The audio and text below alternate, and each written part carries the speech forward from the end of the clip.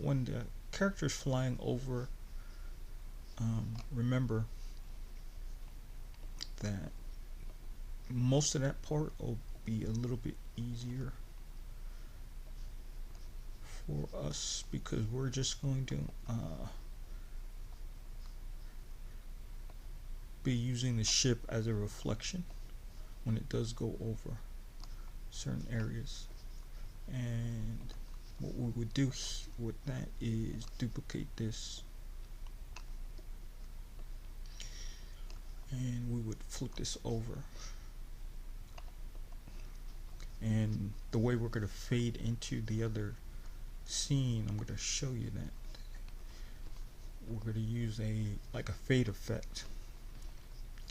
So what we can always do is we can cut into a close-up of the ship,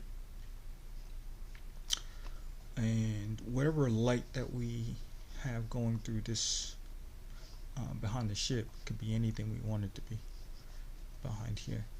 So when we do a close-up of the character right about here, I guess, the light, we could choose to change the lighting there. You have choices here, and you can make this as large as big as you want, up to you, and it's all up to your scene. When we get to the point here, everything that we have or everything that we convert, it's going to be all in this one group. So if I do we add another ship here, and just duplicate that,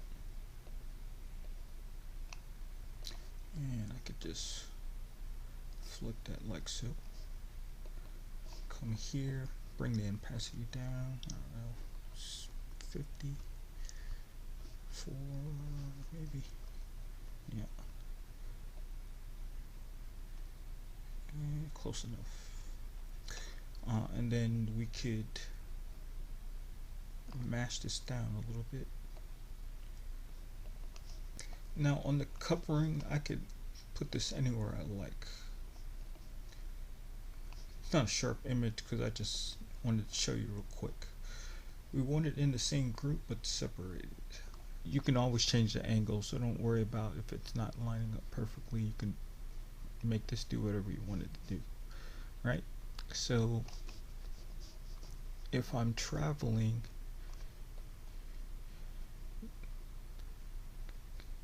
and I wanted to use the setup that way, you see where it disappears, right? And it comes back out. So you could do it that way if you want. It's kind of easier to do it that way than the other way because the fades. So right now we can see it. This right here, again, remember this is just looking blurry, right? Because it's not a sharp image. But when this comes across here, so this could be covered on top. So when you do come out to where the water is, you'll start to see the ship up here again.